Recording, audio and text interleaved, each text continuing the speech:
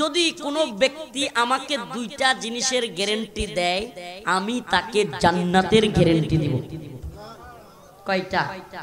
আল্লাহ রাসূল বলতেছেন সাল্লাল্লাহু আলাইহি ওয়াসাল্লাম, দুইটা জিনিসের গ্যারান্টি যদি কোনো মানুষ আমাকে দেয় আমি তাকে জান্নাতের গ্যারান্টি দেব।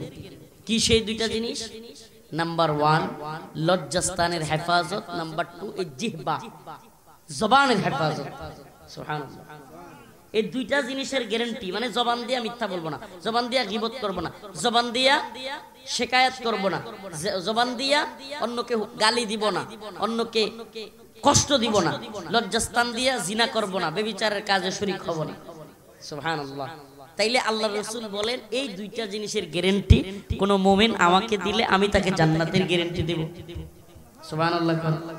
তাইলে এই দুইটা জিনিসের গ্যারান্টি আমরা দিব তো ইনশাআল্লাহ? দিব। ইল্লা আলা আজওয়াজিহিম, তখনই লজ্জাস্থানের গ্যারান্টি আপনি দিতে পারবেন যখন আপনি বৈধ পন্থায় স্ত্রী গ্রহণ করবেন। বৈধ পন্থায় স্ত্রী গ্রহণ করা ব্যতীত যৌন যে চাহিদা, যৌন চাহাত, এটা পূরণ করবার কোনো সুযোগ আমাদের নেই।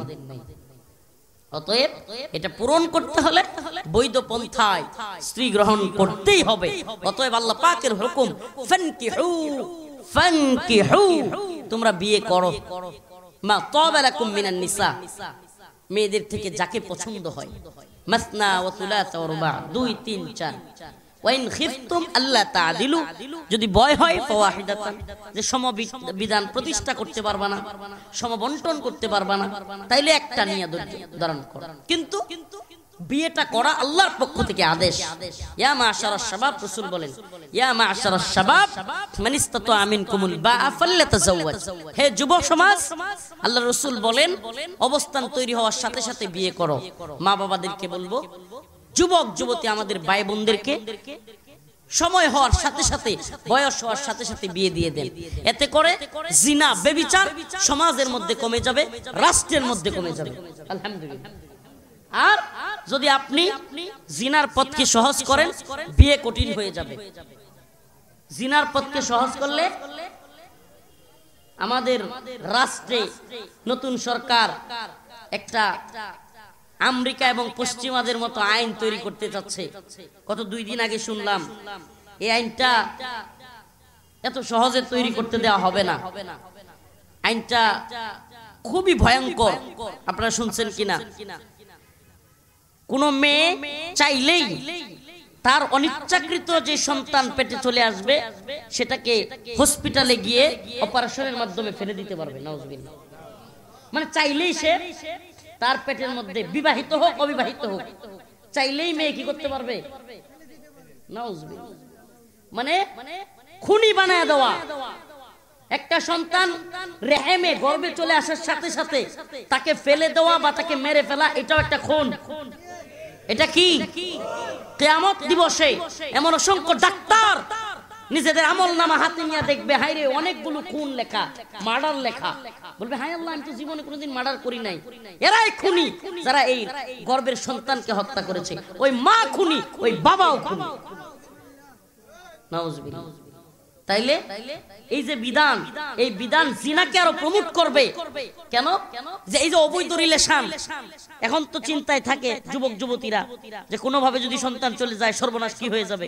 আর যখন জানবে যে বৈধ পন্থায় হসপিটালে গেলেই নষ্ট করা যাবে, কেউ জিজ্ঞাসাবাদও করবে না স্বামী স্ত্রী কিনা, তখন এটা কি জিনাকে প্রমোট করলো কিনা? আমার কথা বুঝাইতে পারতেছি না। প্রমোট করলো কিনা? এক তো খুনি, তার উপরে সমাজের মধ্যে জিনা ব্যভিচার বেড়ে যাবে। এই আইনটাকে বাংলাদেশের তাওহীদবাদী জনগণ ডাস্টবিনে নিক্ষেপ করবে ইনশাআল্লাহ। এজন্য আমরা বলি আমাদের মেইন যে বিষয়টা, মুমিন এক গর্তে 2 বার পা দেয় না। একটা কথা বুঝবেন, আমাদের মেইন যে সমস্যাটা এটা শুধু আওয়ামী লীগ কিংবা হাসিনার সাথে না, ইসলামের বিরুদ্ধে যারাই যাবে আমরা তাদের বিরুদ্ধে শক্ত অবস্থান নিব। হাসিনা চলে গেছে তার মানে আমাদের কণ্ঠ নরম হয়ে যাবে, শুধু ওইটার বিরোধিতা কইরাই আগামী কয়েক যুগ চলে যাবে, বিষয়টা এমন না। ইসলামের বিরুদ্ধে যেই সরকার যাবে আমরা তাদের বিরুদ্ধে ইনশাআল্লাহ দাঁড়িয়ে যাব। ইসলামের বিরুদ্ধে কোনো কাজ এই ভূখণ্ডে করতে দেওয়া হবে না ইনশাআল্লাহ। রাজি আছেন তো ইনশাআল্লাহ? সফল মুমিনরা সজাগ থাকে। রাসূল বলেছেন মুমিন এক গর্তে দুইবার পা দেয়, এক গর্তে দুইবার পা দেয়। আমরা এক গর্তে দুইবার পা দেব না। আমরা নতুন করে কারো চামচামিও করব না, সাটুকারিতাও করব না, ইসলাম বিরোধী কোনো আইন করলে চুপ থাকবো না।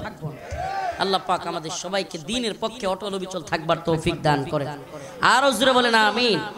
এই মাদ্রাসাটা অত্যন্ত নাজুক পরিস্থিতি, ওনারা এখানে আছেন, বিজ্ঞজন এখানে আছেন, আল্লাহ ধনাঢ্যবান অনেককেই দিয়েছেন। মাদ্রাসায় নাকি অনেক সময় বেতনও দিতে পারে না, আমাকে হুজুর কষ্টটা শোনাইলো। তো আমি চাইবো আপনাদের মধ্যে এই মাদ্রাসাটাই যদি এমন দানবীর কেউ থাকেন দিবেন, আমার কাছে দিয়ে। আমি মজলুম মানুষ, মুসাফির মানুষ, আমি দোয়া করবো ইনশাআল্লাহ। আল্লাহ রসুল যে কয়টা কারণ বলেছেন দোয়া কবুল হয়, এর মধ্যে মুসাফিরের দোয়া বলেছেন, বলছেন কি বলেন নাই? মাজলুমের দোয়া কবুল হয় এটাও বলেছেন। আমি মাজলুম, আমি মুসাফির, আমি আপনাদের জন্য দোয়া করব, আমরা সকলে মিলে দোয়া করব। এই মাদ্রাসাটা অত্যন্ত নাজুক পরিস্থিতিতে, ওরা আমাকে বলছে হুজুর মাঝে মাঝে, এখন আমি তো ওনাদের নাম নিয়ে বলতে পারি না, আমি এটা করি না। রাসূল বলেছেন সাল্লাল্লাহু আলাইহি সাল্লাম, কোন মুসলমানের মাল সন্তুষ্ট চিত্তে ব্যতীত নেওয়া যাবে। এতগুলো মানুষের সামনে যদি তাদেরকে সরাসরি বলি তাহলে তারা কষ্ট পাইতে পারে, সন্তুষ্ট চিত্তে না হইয়া লোক লজ্জার ভয়ে দিতে পারে। আমি সেটা চাচ্ছি না। কিন্তু কেউ স্টেজে থাকেন কিংবা সামনে থাকেন, যদি মাদ্রাসাটার জন্য 10,000, 20,000, 5,000, 2,000, 1,000 দিতে চান, একটু দিয়ে যেতে পারেন আমার কাছে, আমি দোয়া করে দেবো ইনশাআল্লাহ। আছেন কেউ? কেউ আছেন যে মাদ্রাসার এই গরিব অবস্থা, যে ফান্ডে কিছু টাকা পয়সা দরকার, হুজুরদের বেতন দিতে পারে না, এই অবস্থার জন্য কিছু টাকা আপনারা মাদ্রাসায় দিতে চান? আছেন এমন কেউ? নাই নাই। সুবহানাকাল্লাহুম্মা ওয়া বিহামদিক আশহাদু আল্লা ইলাহা ইল্লা আনতা আস্তাগফিরুকা ওয়া আতুবু ইলাইক। আসসালামু আলাইকুম ওয়া রাহমাতুল্লাহি ওয়া বারাকাতুহু। আলহামদুলিল্লাহি রাব্বিল আলামিন আর রহমান